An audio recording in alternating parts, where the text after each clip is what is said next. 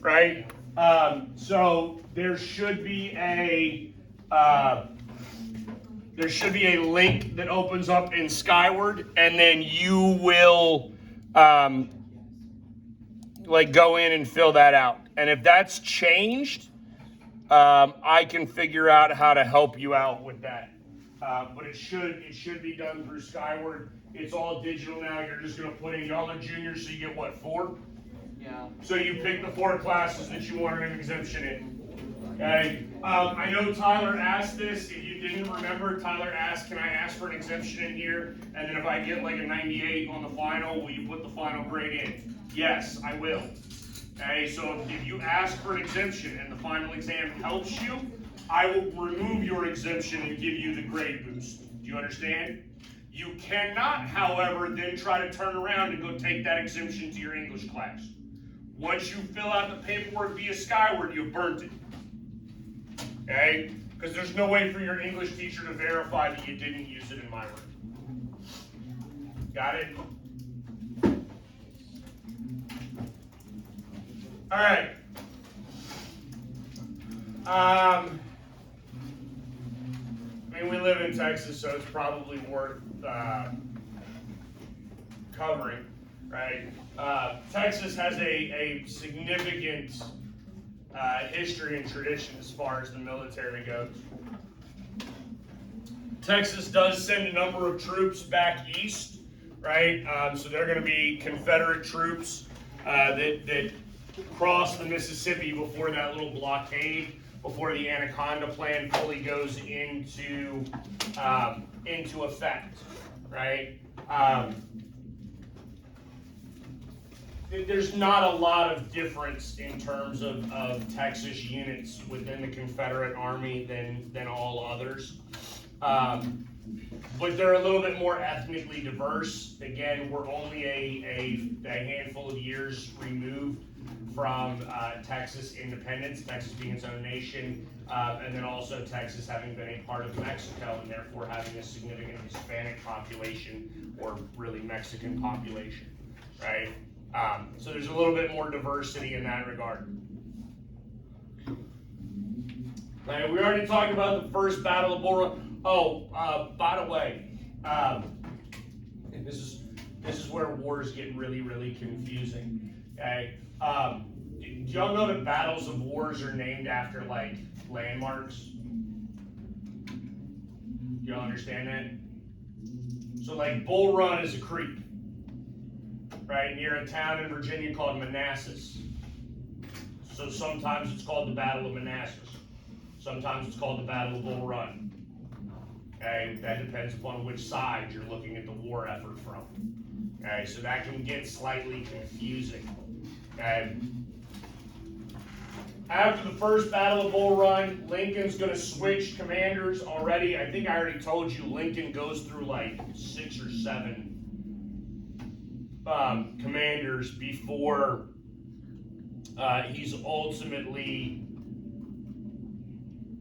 before he settles on somebody that's ultimately successful in running the war effort for him. Right, so second Bull Run is another Confederate victory. Again, the Confederacy early on has some tactical advantages, much more experience. Than experience in battle makes a significant difference. And the more battle hardened, the more seasoned your troops are, the better off you're going to be in combat. Okay? Combat is obviously volatile, but it's confusing. There's a lot going on, and therefore those troops, those armies that are less prepared are going to struggle in all of that confusion. Sure. Georgie, get out. Go take a picture. I don't know, because they want you in the yearbook, because people love you. Okay? All right. After the second Battle of Bull Run, Lincoln is going to get a little bit more desperate. Okay? He's not had a lot of military success at this point, And he understands that military success is going to be a necessity in order for him to continue the war effort, continue the support, right? I told you, wars of attrition are only aimed at deteriorating support amongst the opposing army, right, and trying to withstand their initial barrage. Then you hope that they sort of wear out, that the morale wears out, again, as the Confederacy is winning battles early on. That's creating unhappiness, right? There's a discontent within the Union over what's happening. So Lincoln's got to do something in order to sort of sway what's actually happening, what's going on, right? Emancipation is one of those concepts, because Lincoln's fear, right, once the Army of Virginia and Robert E. Lee has been successful in the Virginia, Maryland area, now Lincoln is beginning to fear that Maryland, Kentucky, Missouri, other slave states that remained in the Union, right, that they also might secede, right, which is going to further deteriorate the morale of the troop forces, and it's going to make things a lot harder. Also, Washington, D.C., if Maryland were to somehow secede, Washington, D.C. would actually find itself in enemy territory, right? Washington, D.C. is right on the border of Maryland and Virginia, right? We already talked about enslaved people. They're called contrabands. They're going to go around and try to, black people do a wide variety of things during the Civil War, right? Some of them follow Union troops. Some of them try to work for Union armies. The Union is still unclear as to what to do with them. They don't have a policy yet. Okay. By the summer of '82, again, the Confederacy is successful. They're succeeding. They're winning the war. And then Robert E. Lee is going to make a mistake. And some people will call this the turning point of the war. I don't. I don't think it's quite the turning point of the war. It is absolutely a mistake by Robert E. Lee. And so as good a commander as he is, he's going to make a mistake.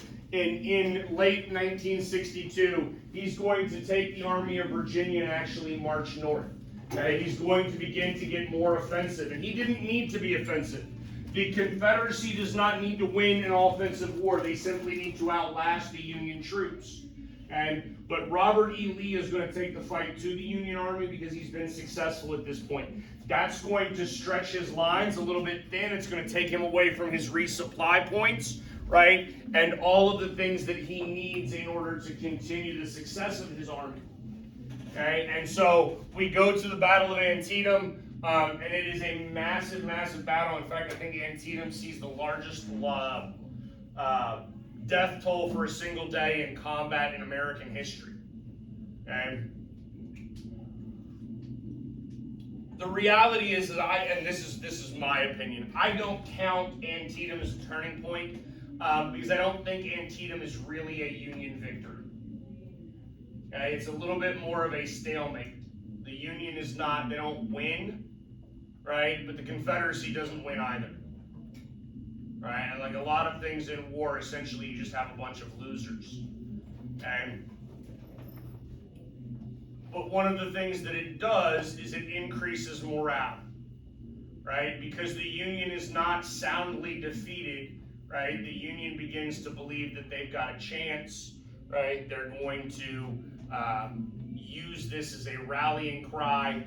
It's also going to further Lincoln's ideals of some of the behaviors that he needs to engage in order to generate more morale, more support for the Union, and prevent aid going into the southern states.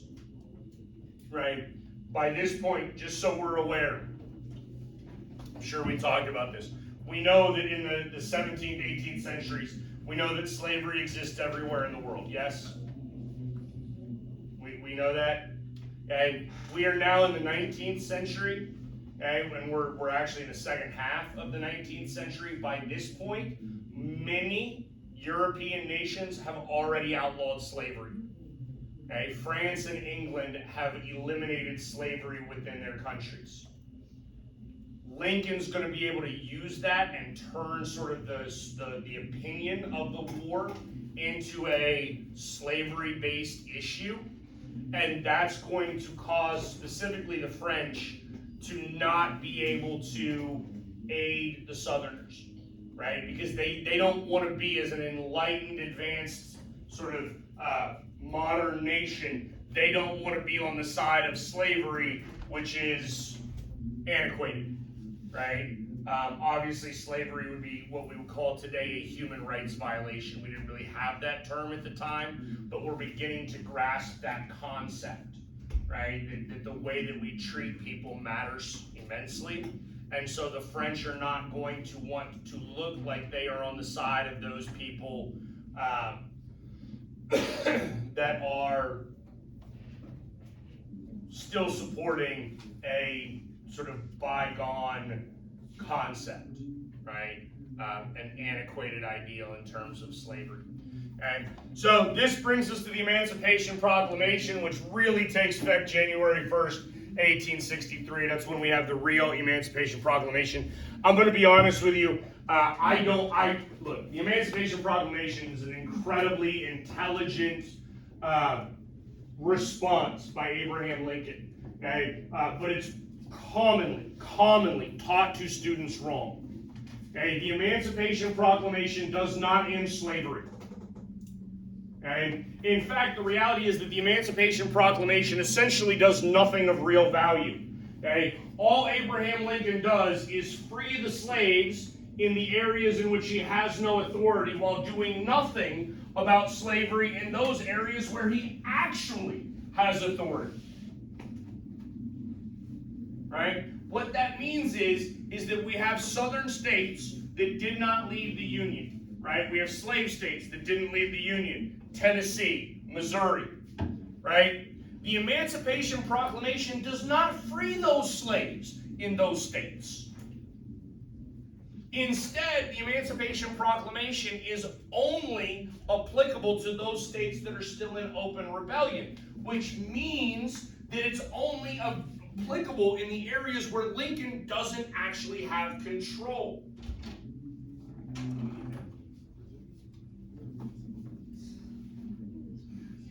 Yeah, Nate. Apparently, I won't talk to you.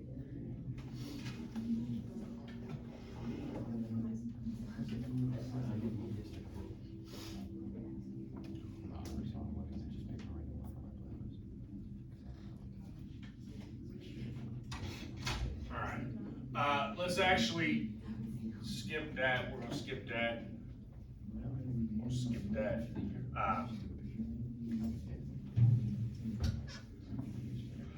During the war, the Congress, right, the United States government, is active, and they're still engaged in a whole lot of things. They're going to do a wide number of things during the war, some specifically aimed at the war effort, right? That would be like the Pacific Railway Act, where you're funding railroads and you're funding opportunities to increase infrastructure. But then there's also some aspects like land grant acts, right? So the Homestead Act, the Land Grant Act, where we're just providing free land for people that really has nothing to do with the war effort whatsoever. Okay? But it's because we have a Republican-dominated Congress. This is one of the few times in American history where we really have a singular government, right? Meaning that everyone within our government is all of the same party, because it's the Democrats, the Southerners, that have all left, right? The Southern Democratic senators and representatives have left Washington, D.C., therefore they're not voting. It affords the Republicans an opportunity to start passing through all sorts of different pieces of legislation. Okay? Again, some just sort of social in nature, right? Others economic, and then still others related specifically to the war effort, right? One of those that matters in terms of the war effort would be the Banking Act of, I believe it was 63. right? The union's going to need to create, they're going to need to generate income. They're going to need to figure out how to raise money in order to pay for the war effort. Wars are incredibly expensive, and governments are constantly looking at ways to figure out how to finance wars. One of the things that the union is going to do at this point is implement an income tax, right? They're going to actually print paper money, which is basically the creation of wealth out of thin air. Now the reality is you'll learn way more about that next year in government and economics when we talk about like fiat currency and its worthlessness in the actual like economic world. Okay. But the very fact that the union already has Congress and it has a whole bunch of these structures in place that makes it easier, like they've got banks, it makes it easier for them to create fiat currency. Do we know what I mean when I say fiat currency? I'm using terms, y'all better ask questions. You don't know what they mean. Paper money, right? Paper money, okay, which is worthless, okay? It's absolutely worthless, okay? But it's stuff that can prop up economic activity for a significant period of time. The union's going to be able to utilize it. The Confederacy really can't. They don't have the same methodology. They really cannot generate any sort of revenue. The Confederacy will eventually try to create their own fiat currency, but it's like the hyperinflation happens really, really fast, and it's utterly worthless, right? The Confederacy is incapable of doing all of that, right?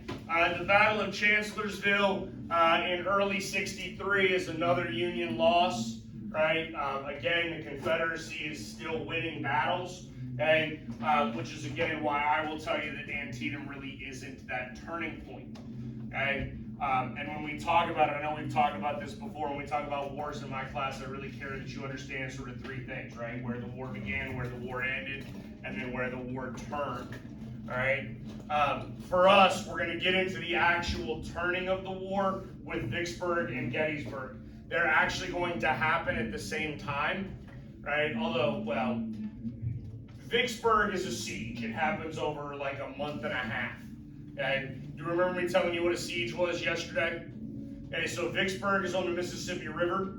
All right, the siege begins in June. It actually ends on like the 4th of July or July 3rd, maybe. I forget the exact date. But it's essentially like a month and a half. And we're going to starve out Vicksburg, which is a elevated position along the Mississippi River that would have aided in control of the Mississippi. And that couples with Gettysburg,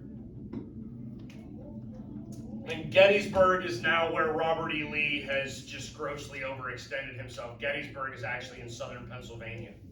Okay? Again, it's a mistake for Lee. He does not need to wage an offensive war. And in Gettysburg, he's going to lose. This is going to be a definitive Confederate loss. And it's really a loss that Robert E. Lee and the Confederate Army cannot recover from. They do not have the influx of immigrants in order to replace soldiers. Okay? They don't have the population of the North. They can't just readily replace soldiers that they lose in combat in the same manner in which the North can. So when you couple the fact that Robert E. Lee has overextended himself, right, he has stretched his supply lines thin, and then Robert E. Lee in an offensive war loses a significant portion of his 1st Virginia Army, right, and a portion that cannot be replaced. Now the Confederacy is going to find itself on the run for the remainder of the war. This really is the turning point. Okay, there is a part of me that believes that if Robert E. Lee had simply stuck to Virginia, we might be living in the Confederate States of America today. Okay? I think that is a possibility. So I cannot overemphasize the importance of this mistake by Robert E. Lee. All right? Sometime after the war, right, by November, Abraham Lincoln is going to go to Gettysburg. Again, not as bloody as Antietam. You don't see the same amount of loss of life, but it becomes a national cemetery, right? Gettysburg becomes a sort of point of pilgrimage for the Civil War and for people understanding the atrocities, right? The terrible negative aspects of the war. And so Lincoln gives a relatively, well, not relatively, he gives a very famous speech, right? The Gettysburg Address is actually something that when I was your age, we had to memorize it. I don't know why teachers used to make us do that, but they did, right? So, 7 years ago, our forefathers brought forth on this great continent, yada, yada, yada, yada, yada, right? And all it is basically a proclamation from the President of the United States that the ideals of the nation, right, will be preserved. Okay? It further solidifies Lincoln's mentality or ideology in the necessity of a union, right, of preservation of the union, and it becomes a moment of sort of a morale booster, right? That what the Union is doing is morally justifiable, right? And moral justification in war matters immensely, right? Ulysses S. Grant is ultimately going to be running the Union Army at this point, and he's going to wage total war, right? So that's another vocabulary term that you need to understand. A total war is it's a concept that, it's not that it didn't exist prior to this point, but it's not something that's frequently utilized in combat, right? In total war, you destroy everything, right? And so the total concept is the idea of attacking supply lines, burning fields so that southern armies can't grow crops in order to feed themselves and resupply themselves. And non-stop attrition. We're just going to kill and kill and kill and burn and burn and burn and destroy it all. And that is psychological in nature. Okay? And it's aimed at trying to psychologically break the Confederacy. And it ultimately does. Okay? He assigns William Tecumseh Sherman. Right? Sherman is going to come down through Tennessee, right, into Atlanta, burns Atlanta to the ground. Dude basically moves from Tennessee through Atlanta. I think he gets all the way down to Savannah, right? And then starts back north. Sherman will eventually take the surrender of the North Carolinian Army in North Carolina. But the dude burns like a 20-mile wide swath of land, right? I mean, he essentially like spreads his troops out over 20 miles in width, right? And just sets fire to anything he crosses. Anything. Okay? Which, again, is psychological in nature. Right? There's obviously some attempts by the Confederate Army to defeat Union troops at this point, but the tide has turned. And morale amongst the Union Army is higher. Morale amongst the Confederate Army is beginning to wane. And the Confederate Army lacks supplies, they lack blankets, they lack boots, they lack bullets, they lack all sorts of things that are necessary in order to wage war. You might absolutely believe in your cause, okay? But if you are starving as a soldier, your cause begins to wane in terms of importance. Okay, and that's where we find ourselves.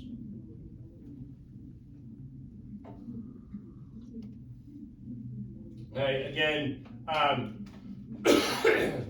Sherman and the Union victories that are occurring in 1864 are going to lead to the re-election of Abraham Lincoln.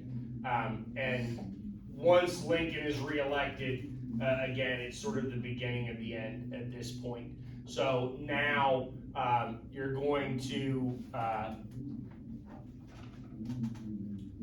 you're going to begin to wind down the war effort. I mean, the Democrats ran somebody, that's General George McClellan right there.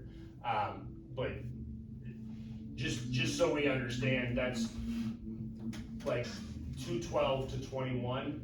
That is an absolute electoral college landslide. Okay, that's some 90% of the population voting for Lincoln. Now, obviously, a large number of our southern states are not voting, right? Their votes are not being counted in this because they're in open rebellion, right? But Lincoln's going to be reelected, and Sherman is going to continue his march, right? By 65, he hits South Carolina, continues to burn stuff to the ground, okay? Again, Hood and other Confederates are trying to mount some level of defense, but the desertions at this point, the lack of resources, the lack of supplies, the lack of an army is too much. And so in the spring of 1865, General Grant circles the Union, the Confederate Army, the Army of Virginia, and eventually Robert E. Lee is going to surrender at Appomattox Courthouse in Appomattox, Virginia. Okay? This is really the end of the war. All right. Now Sherman is going to take surrender from Beauregard. I forget the general. I forget the Southern general in North Carolina that he's going to take surrender from slightly after. I think it's in May of 65. But Robert E. Lee's Virginia Army was the most successful amongst the Confederate armies.